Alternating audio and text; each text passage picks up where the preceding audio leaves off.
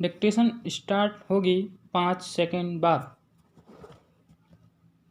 And start.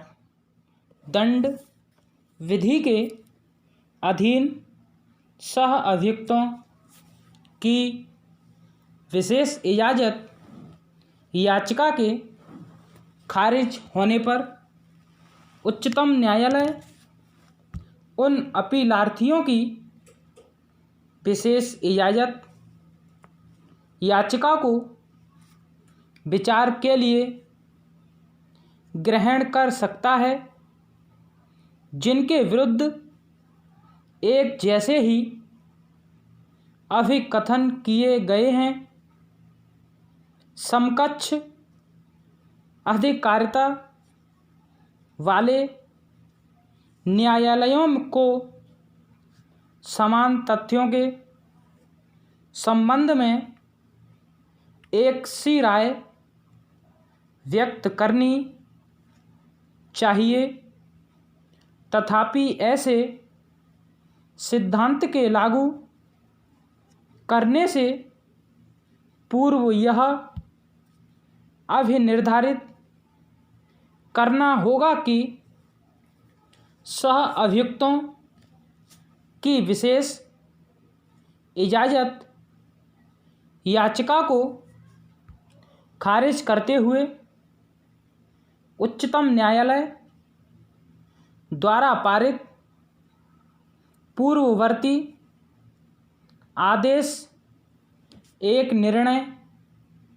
या उच्च न्यायालय की घटना की रीति विभिन्न अभियुक्त व्यक्तियों के अपराध में भाग लेंगे और उनके द्वारा कारित अपराध की प्रकृति के बारे में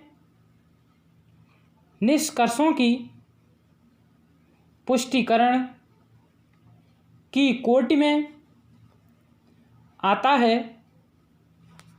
अपील लंबित रहने के दौरान एक प्रतिवादी की मृत्यु होने पर अपील के उपशमन के संबंध में वादी द्वारा आक्षेप न किए जाने पर प्रतिवादी या उसके प्रतिनिधि की अनुपस्थिति में दूसरे प्रतिवादी के अपील करने के अधिकार को वादी द्वारा स्वीकार करने के उपरांत अपील के उपशमन के संबंध में वादी द्वितीय अपील में हस्तक्षेप नहीं कर सकता। अपीलीय न्यायालय को पक्षकारों के बीच पूर्ण न्याय करने की शक्ति है। विरोधात्मक या असंगत विनिश्चयों का परिवर्तन करने के लिए न्यायालय को बृहत विवेक व्यक्ति है। न्यायालय द्वारा शक्तियों का प्रयोग न किए जाने से अन्याय होने के साथ साथ परस्पर विरोधी निर्णय हो सकते हैं। विधि के निर्वाचन में न्यायालय ऐसा अर्थात अपनाएगा जिससे विधानमंडल के स्पष्ट आदेश का पालन होता हो।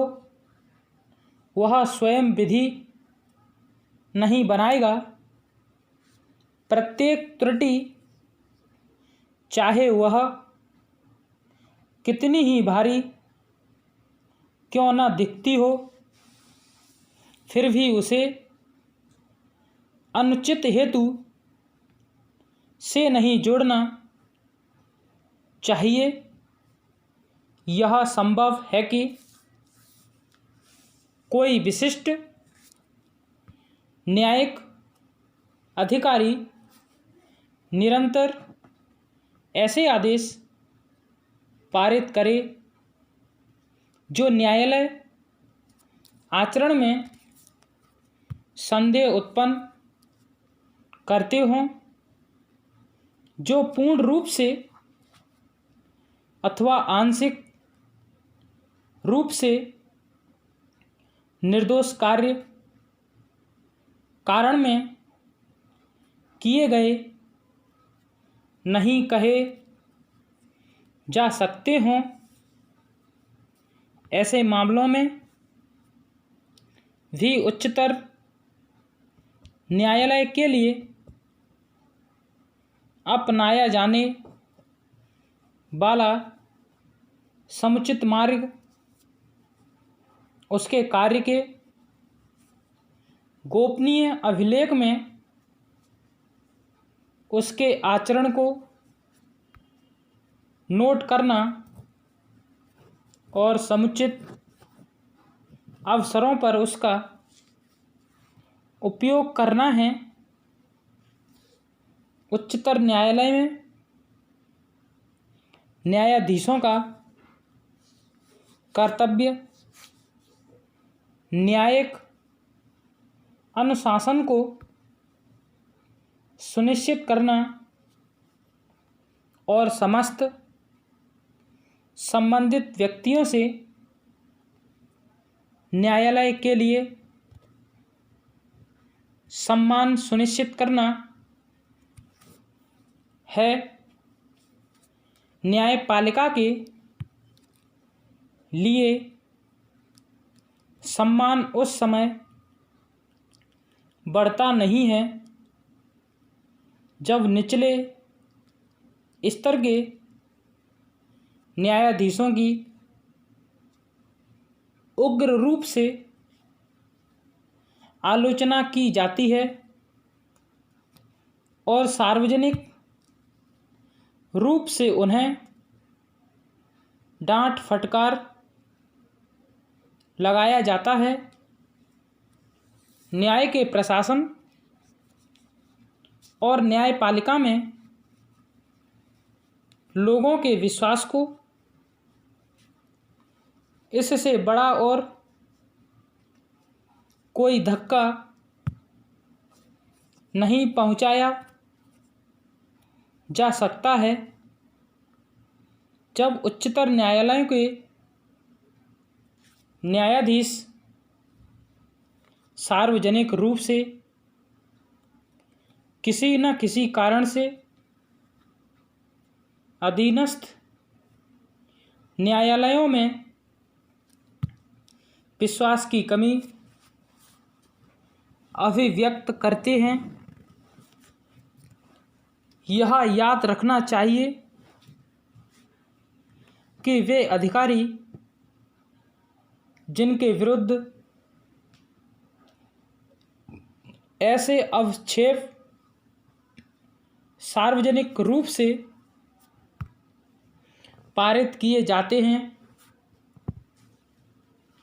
अपने अधीनस्थों और जनता की नज़रों में सदैव के लिए गिर जाते हैं। न्यायपालिका को अपने अंदर से ही नष्ट करने का